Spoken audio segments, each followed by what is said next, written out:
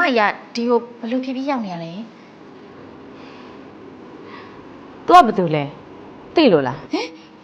မောမသိပါဘူးမောမသိဘူးဆရာလေးဆရာပေါ့စလုံးနဲ့တူတူကောင်လေးတယောက်ပါလာတယ်ဆိုလို့လာကြည့်ရပါဆရာ तू ကဘာတူလဲ သူကဒီကလူနာရှင်ရဲ့မိသားစုဝင်မဟုတ်ဘူးလားဗျ အော်မဟုတ်ပါဘူးဆရာရဲ့မိုးရိုးရဲ့မိသားစုဝင်ကစုံသွားတဲ့ညီမလေးစနိုးပါ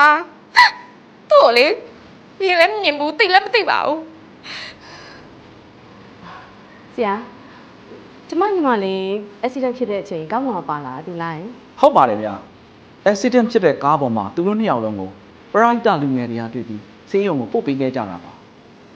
ကောင်လေးကိုကြည့်ရတာ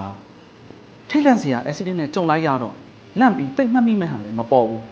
အခုချိန်ထိဘာ response ပါကောင်းကောင်းမပြဘူးဗျဘာမှမေးလို့မြန်လို့လည်းမရတဲ့ခါကျတော့ကျွန်တော်တို့ရက်ပိုင်းတော့စောင့်ကြည့်ဖို့လုပ်မယ်ထင်တယ်ဗျ